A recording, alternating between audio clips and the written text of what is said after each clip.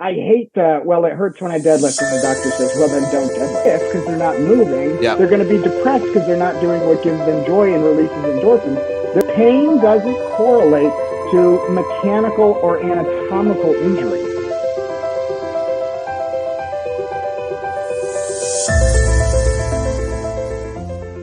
We've got Dr. Gabriel Rizzo, who now is, adding more initials apparently to his resume. But man, we're like I said, man, love having you, love talking to you. The one thing that I remember when meeting you first was like, you didn't tell me to stop working out.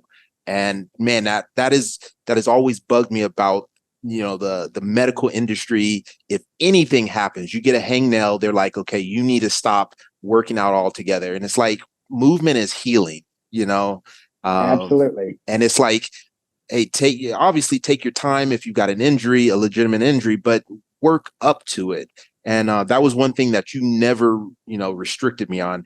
And there was even some times where like we'd go and deadlift and I'd be like, all right, which one are you? Are you my friend or you my doctor today?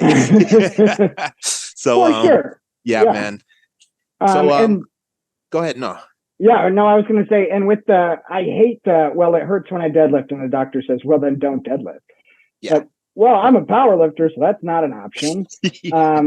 So you do a thorough physical and ortho exam and neuro testing, and you see and imaging if needed, what risk is there, what's going on. As long as you're not risking death or paralysis, we will work around it. Yeah.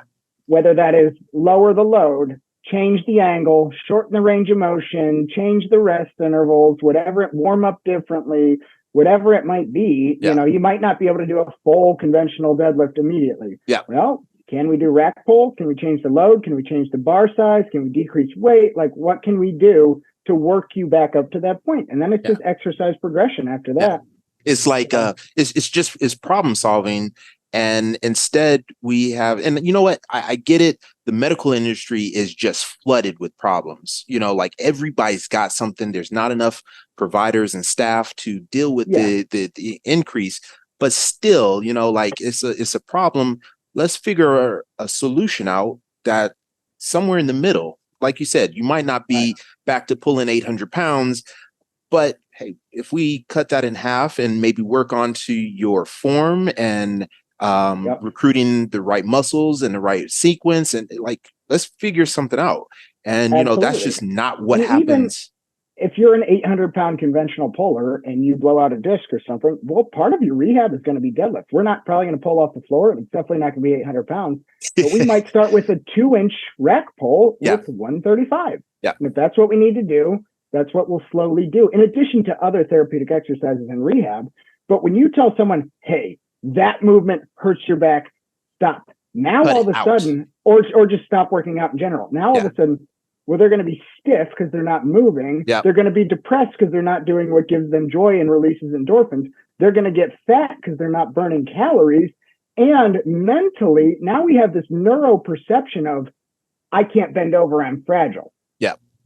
Which is horrible. Yeah. You're not fragile. You're not made of glass. No. We can work back up to these things. So the body is super resilient. Extremely resilient. And when people say, oh, you're out of alignment or you'll slip a disc doing that, like, no, you won't. Yeah. Just progress, whether that's, like I said, whether that's reducing the weight, reducing the, changing the angle, the movement, whatever, work back up to what you were doing. Yeah. If you just stop completely for months or something and sit still, now you're hurting and you're afraid of that exercise and you'll never want to do it again. And as soon as you try to, if someone says that's what hurts you, guess what? Whether it's hurting you or not, you're going to finish it and be like, oh gosh, I'm in so much pain now. Yeah. Yeah.